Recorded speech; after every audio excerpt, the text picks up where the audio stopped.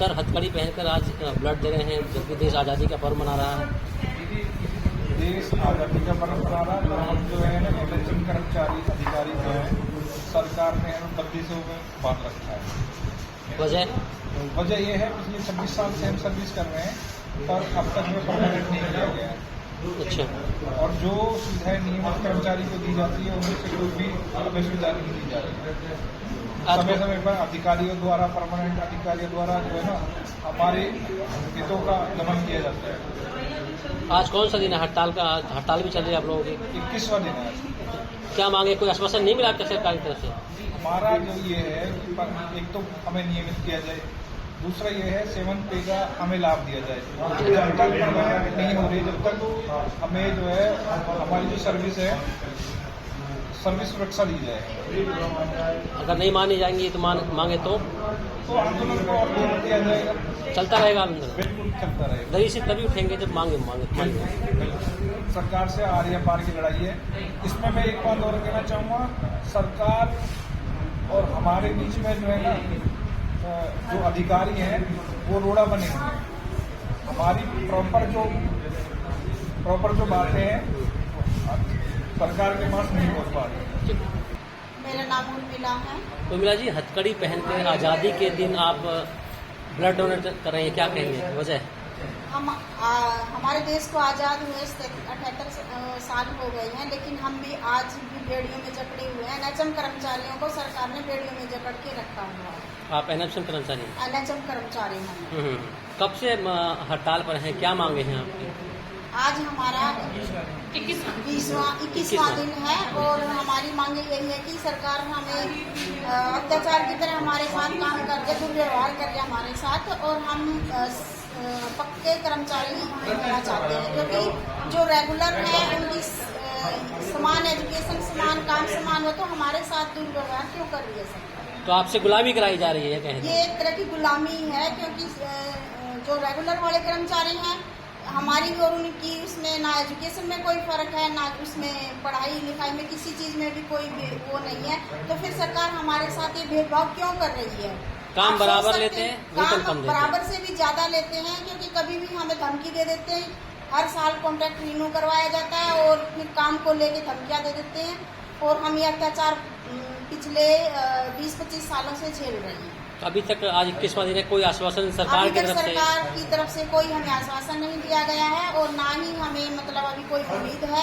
और हम ये मतलब मीडिया के माध्यम से कहना चाहते हैं कि जब तक सरकार हमारी मांगों को पूरा नहीं करेगी हम ऐसे ही बेड़ियों में जकड़े हुए और ऐसे ही सारे पूरे कर्मचारी हम धरने पे बैठे रहेंगे और दरी पे से जब तक नहीं उठेंगे जब तक हमारी मांगों को पूरा नहीं किया जाएगा। कितने कर्मचारी है फरीदाबाद में बात करें? फरीदाबाद में कम से कम भी 700-750 कर्मचारी हैं। तो ऑल हरियाणा के हैं?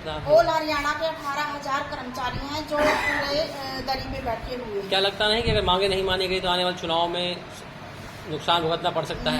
आने वाले चुनाव में सरकार पे 101% असर पड़ेगा क्योंकि सबसे प्रायोरिटी पे देश के कर्मचारी होते हैं और स्वास्थ्य विभाग एक ऐसा विभाग है जो लोगों को सेवा देता है और स्वास्थ्य के बिना तो बिल्कुल कुछ भी नहीं है। जब हम कर्मचारी दिन रात, हमने कोरोना काल में भी दिन रात अपने परिवार को पीछे छोड़ के देश की सेवा में भागीदारी की थी, तो फिर सरकार समझ नहीं आ रहा कि सरकार हमारे विचारों पे क्यों नहीं गौर कर रही। Thank you.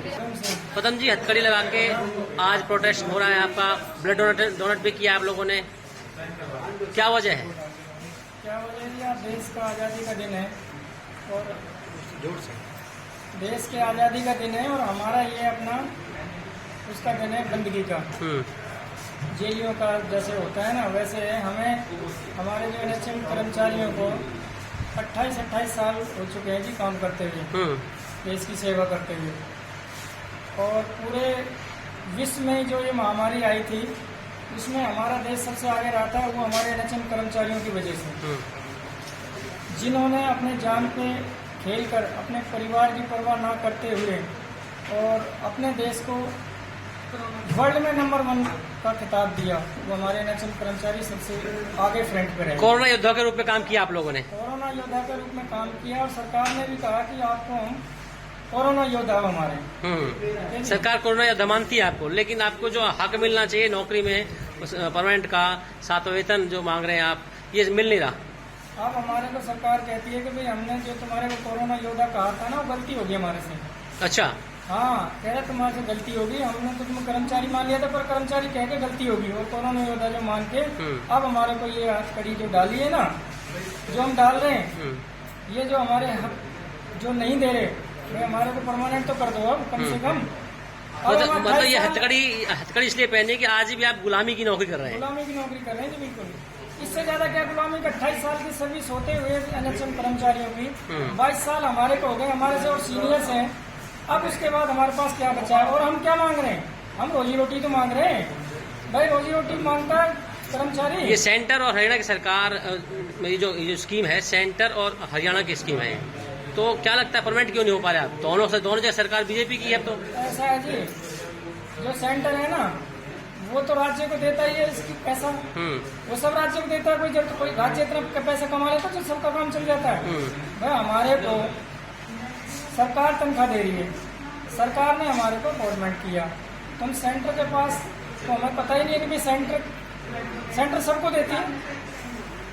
हमारे को जो अपॉइंटमेंट किया है वो हरियाणा सरकार ने किया है। तो कोई आश्वासन मिला अभी तक हरियाणा सरकार की तरफ से आप लोगों को? आश्वासन 21 दिन होते हैं जी, अभी तक कोई सुध ही नहीं ली उन्होंने।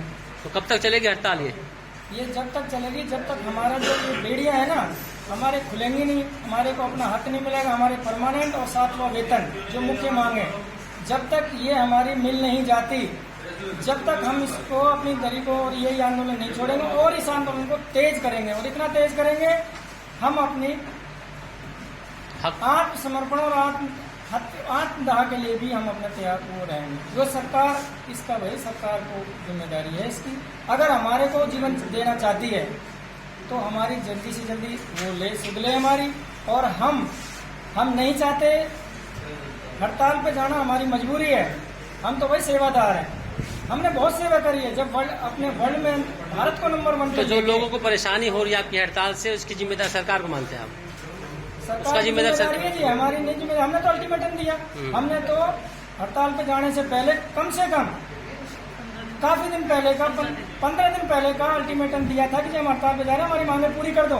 पर सरकार को पब्लिक की परेशानी से कोई मतलब नहीं हो, तो हमने ऐसे ही बैठे, अधिकारी ऐसे ही बैठे। उनको क्या मतलब है कि हम अपना उसमें पब्लिक से वो पब्लिक, अगर उन्होंने इलाज कराना तो अपने प्राइवेट हॉस्पिटल में कराते। तो आपकी मांगे न मानने का खामियाजा आने वाले चुनाव में बीजेपी को भुगतना पड़ सकता है क्या? बिल्कुल भुगतना पड़ेगा जी। अगर हमारे को परमानेंट करे तो हम उस सरकार को परमानेंट करेंगे जो कर्मचारियों की सुनता हो। Thank you. और नहीं करे तो भाई हम तो वो सरकार लाएंगे जो कर्मचारी और जनहित में काम करे। देश दुनिया की हर खबर सबसे पहले देखने के लिए फॉलो करें Dainik Savera TV, YouTube, Facebook, Instagram, X और व्हाट्सएप चैनल पर।